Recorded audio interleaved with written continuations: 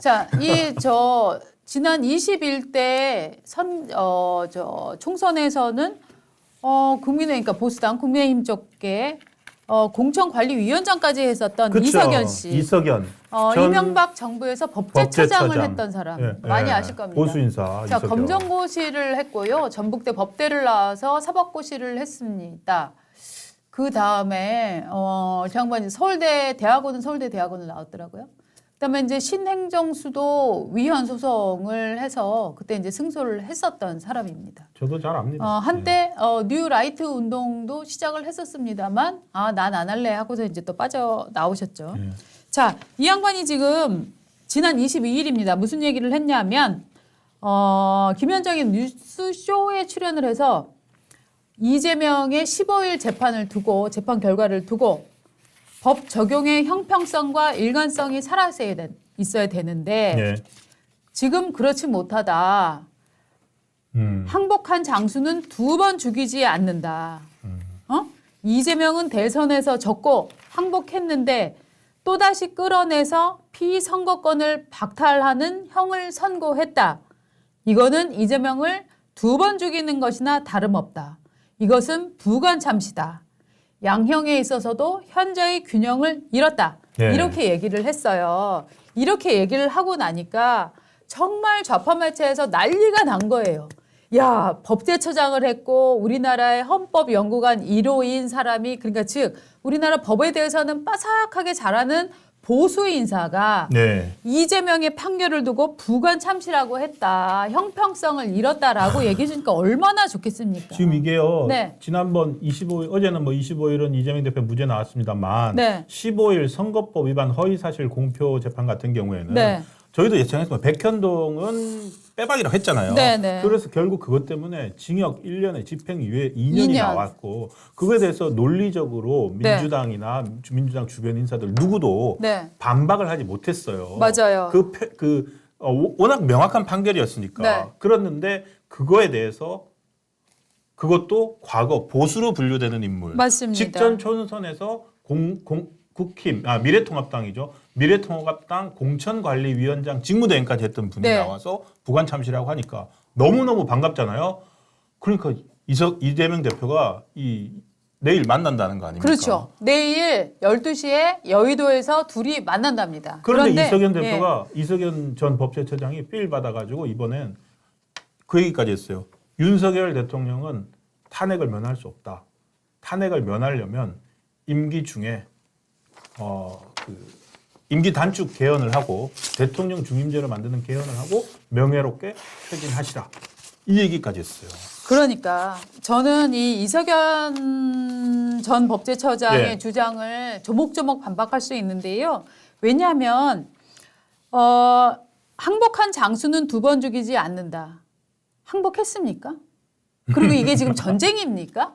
우리가 지금 조선시대에 명나라랑 전쟁하고 삼국시대에 고려 어디니 백제랑 신라가 전쟁을 합니까? 오. 이거는 민주주의 제도에서 선거 과정에 있었던 일이에요. 그 선거 과정에서 불법 행위를 저질렀기 때문에 반대로 윤석열 대통령이 이거 나한테 진 사람이니까 이재명은 봐줍시다라고 했으면 그것이 바로 법의 형평성과 일관성을 저해하는 일이에요. 그러니까 저는 정말 이분들이 또 그다음에 항복을 했는데 또다시 끌어내서 피선거권을 박탈했다라고 얘기를 하는데 항복을 하지 않았고요. 또다시 끌어낸 게 아니에요. 요거는 선거 기간 중에 고발이 이루어진 사안이었잖아요. 그렇습니다. 그렇기 때문에 선거 기간 중에 고발이 이루어진 사안에 대해서 윤석열 후보가 자기가 대통령이 됐다고 해갖고 나는 이재명한테 이겼으니까 이재명에게 대해서 기소된 모든 사건을 없던 걸로 해주고 싶어. 여러분, 나는 대통령이니까 내 맘대로 할래요. 라고 하면 이게 민주주의입니까? 이게 법의 일관성을 지키는 겁니까? 지금 이분은 혼자서 사극 찍고 있어요. 가장 큰 문제가. 민주당 쪽에서는 네. 역대 어느 대통령 당선자도 네. 패배한 낙선한 후보에 대해서 이렇게 선거법 위반으로 보복하지 않았다 이렇게 얘기를 하는데요.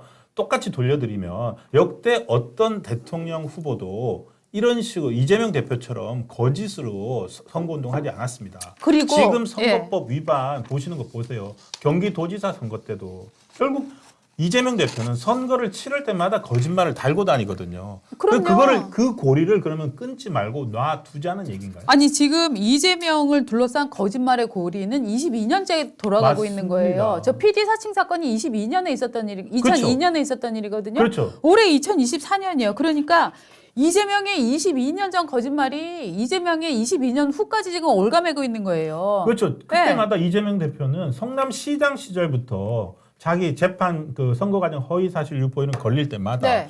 결국 끝까지 가서 그거를 이렇게 풀어주는 그거에 대해서 어떤 이상한 고리든지 이상한 논리든 돼 가지고 그거에 대해서 무죄나 뭐 그 피선거권 박탈 안 되는 벌금 100만 원 이하형을 내려주는 재판부 덕분에 네. 지금까지 살아왔거든요. 그렇죠. 이재명 대표는 이제 대한민국에 어떻게 본다면은 선거 제도를 유린한 후보라고. 수혜자. 그렇죠. 수혜자이면서 선거제도에 이그 네. 귀에 걸면 귀걸이, 네. 코에 걸면 코걸이식의 선거법의 그 수혜자이면서 네. 동시에 그걸 유린한 사람이 정말 기기묘모하게 줄타기해서 지금까지 오지 않았나 싶은 게 저희 판단입니다. 아니 그리고 계속 지금 이 무슨 대단히 선배이신 양 하시는 분들이 지금 홍준표, 그러니까 이제 홍준표 선생 똑같아. 이석연 이런 예. 분들이 자꾸 무슨 패배한 장수 뭐 이런 드립 자꾸 치는데 네.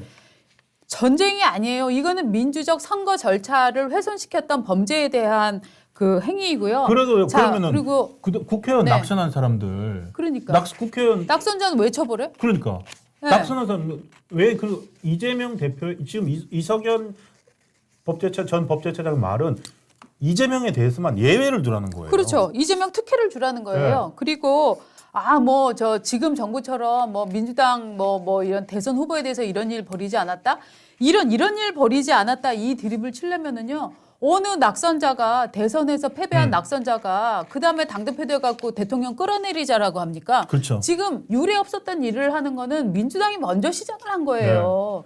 이거를 갖고 자꾸 이 선배님들께서는 무슨 장수가 항복을 했는데 그거를 하는 게 균형을 잃었다, 부관참시다. 아니 한자어 아신다고 이렇게 막 끌어다 대도 됩니까? 저는 그런데 더 문제는 뭐냐면은 네. 그럼 왜 이재명은 이석연을 만나자고 할 것이냐? 그거가 우리 아까 신 차장이 방금 전에 얘기했었던 그 중임 개헌을 하자. 예. 근데 중임 개헌에 방점이 있는 게 아니라 윤석열 대통령은 지금까지 온 논란으로도 충분히 탄핵감이다. 네. 이석연 씨가 그렇게 그렇게 얘기했습니다. 얘기했습니다. 예. 탄핵감이고 명태균 사건만 봐도 이거는 완전한 탄핵감이고 그러니까 탄핵당하지 않기 위해서는 임기를 1년 스스로 줄이면서 개헌을 해야 된다. 이 얘기를 지금 하고 있으니까 제가 저는, 볼 때는 예. 이재명 대표 입장에서는 얼마나 고마운 얘기예요. 너무너무 고맙죠. 네. 지금 사실은 어제 위증교사는 무죄가 나왔고 네. 그것도 이제 2심, 3심까지 가봐야 되는데 선거법 위반 같은 경우에는 네. 이제 1심에서 이제 10년 동안 피선거권이 박탈되는 형을 받았잖아요. 그거 두 개 같은 경우에 2심하고 3심이 최소한 어쨌든 한 1년 내지 1년 반 안에 나올 수 있잖아요. 네네네. 그게 확정이 되면은 이재명 대표는 이제 아무것도 못해요. 선거 네. 10년 동안 박탈인데 이거를 예를 들어서 지금 이석연 전 법제처장 이분 말하는 대로 임기 1년 단축 개헌을 해주자. 그러면은 임기 1년이면은 지금 현재 임기가 2027년 3월이잖아요. 네네. 5월 2020년 3월 5월 봄이잖아요. 그걸 2026년 봄으로 땡기자는 그렇죠. 거예요. 2026년 봄으로 땡기면 자 대통령 선거를 2026년 3월에 해야 된단 말이에요. 2026년 3월에 대통령 후보가 될 수도 있는 사람을 예. 자 2024년 12월 넘어가서 지금 2심, 3심 내년에 해야 됩니다. 네. 재판부 입장에서 2025년이에요 지금 내년. 근데 내년 봄에 대통령 후보가 될 수도 있는 사람이야. 그 사람을 재판할 수 있을까요? 그러니까 지금 어차피 대장동이니 뭐 이건 다 대장동은 2027년 3월에 한다고 하더라도 대선이 정상적으로 치러진다 하더라도 그때까지 확정 판결이 안 납니다. 네네. 그러니까 지금 이재명 대표의 딜레마가 뭐냐면은 선거법 위반과 그다음에 위증교사 대법원 그 판결은 확정 판결이 내년에 나올 수 있는 거거든요. 네. 그거에서부터 벗어나야 되는데 그 솔루션을 저는 지금 이석연 전 법제처장이 준 거예요. 그렇죠. 자, 탄핵하러 가면은 탄핵도 한정없이 길어집니다. 네. 임기단축 개헌하는 분위기로 아이디어를 내니까 그렇죠. 너무 고맙죠. 네. 그러니까 어떻게든지 지금 많은 사람들이 얘기하지 않습니까? 이재명 대표 이제 벗어나려면 재판 리스크에서 벗어나려면은 임기를 줄이는 수밖에 없다는데 대통령이 바로 그 빨리 얘기합니다. 되는 수밖에 없다. 네, 대통령이 빨리 되려면 그러려면 선거가 빨리 열려야 되고 선거가 빨리 열려야 되고 조기 대선. 조기 대선이 되려면 아무래도 탄핵 심판을 청구를 하고 이렇게 시간이 네. 또 그게 탄핵 심판 청구를 했는데 기각될 가능성이 너무 높잖아요. 끝이잖아요. 그러니까 그러니까 이제 리스크가 민주당 크죠. 리스크가 너무 크죠. 네. 그러니까 그거보다는 윤석열 대통령 스스로 임기를 줄이게 하는 게 리스크가 가장 없는 행위이기 때문에 민주당 입장에서는 지금 이석연 씨가 이렇게 얘기를 해줬다는 건 정말로 민주당 안에서 1000명이 얘기하는 것보다 10,000명이 얘기하는 것보다 더 효과적이다라고 지금 판단을 하고 있는 것 같아요. 예, 이석연 대표가 근데 왜 이렇게 얘기하는지 알 수가 없어요. 이분 지금 대통령이 직책을 제대로 수행하지 못해 국가적 혼란과 현격한 민심 위반 사태를 야기할 때는 임기 중에라도 그 진퇴를 명백히 해야 하는 게 헌법의 취지다라는데 그럼 대통령은 헌법에 보장된 임기를 지금 국민들 민심이 안 좋으니까 나 그만둘게요. 그럼 그거 헌법 안 지키는 거 아니에요, 그것도? 이 선거 제도가 있는 게 어쨌든 그쵸. 어쨌든 뭐 헌법을 개헌한다면 모르겠습니다만 5년 임기를 채워라는 것도 또 헌법의 정신이잖아요. 그럼요. 그리고 선거를 통해서 그 전에 잘 못한 정부는 선거를 통해서 교체되는 거지. 네. 지금 민주당처럼 입만 열면 탄핵, 네. 입만 이런 식으로 하지는 않지 않습니까? 그렇죠. 그 여론에 굴복해서 당신 스스로 임기를 줄이라라고 하는 얘기를 저는 정말 이분이 보수가 맞나 싶은 느낌이 들어요. 저는 그래서 지금 그러니까 귀얇은 보수가 많아요 우리나라에. 아니, 이분 조금 네. 제가 이분 저는 이제 네. 제가 초년병 기자 때 네.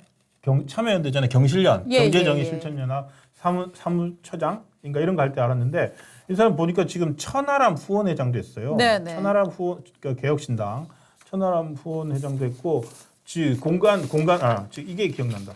공천관리위원회 갖고 지난 21대 총선에서 황교안 대표 시절에 국민의힘 미래통합당이 졌잖아요. 네네. 그때도 공천 잘못해가지고 그때 공천 잘못해서 졌단 말이 얼마나 많았습니까? 그런데 이분이 공천관리위원장을 물러나면서 직대지만 했던 그 총선 그냥 완전히 엄청나게 패배한 총선에 대한 말이 뭐였냐면은 국민 선택에 절망했다. 그러니까 그때 말 많이 들었어요. 네. 그러니까 자기들이 공천 잘못해가지고 공천 관리 네. 잘못해 뭐 국힘 미래통합당 말 많았잖아요. 네, 김무성계 네, 다 죽고 네, 네. 영남 쪽 전부 뭐 했는데 그 결과가 어쨌든 민주당의 압승이었는데 그냥 뭐 패배를 받아들이고 뭐 앞으로 뭐 잘하자가 아니라 국민들을 원망했어요.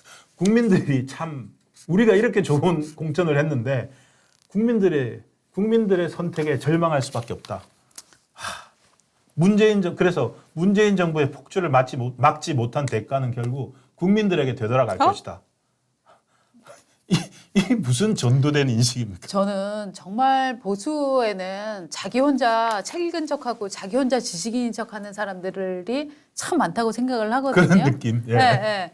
나는 너무 똑똑한데 국민들이 보더라. 국민들 수준이 떨어져 갖고 말이야 네. 라고 이제 비판을 하고 지금은 제가 볼 때는 이석연 처장은 아마 대통령에게 굉장히 많이 삐져 있는 것 같아요. 뭔가. 대통령에게 많이 실망해 있고 네. 삐져 있는 것 같은데 아마 자기가 이제 여러 가지 충원을 했겠죠. 근데 이제 그 얘기를 안 들어줬다. 되게 지금 대통령한테 안티로 돌아선 사람들은 다 자리를 요구하거나 혹은 충고를 했는데 충고를 받아들이지 않아서 마음이 빈정이 상한 이런 사람들이 많은데 동시에 자기 혼자 그야말로 깨시민인 척하면서 정말 이 보수의 예. 터전을 허물어뜨리고 있다 하는 거를 저는 이석연 처장이 우리나라에 아마 자기보다 똑똑한 사람이 얼마 없다고 생각할 수도 있는데 우리나라에는 정말 나라를 사랑하면서도 똑똑한 분들이 많거든요. 그 똑똑한 분들이 얘기를 지금 할 줄 몰라서 안 하는 게 아니거든요. 네. 여기까지만 얘기하겠습니다.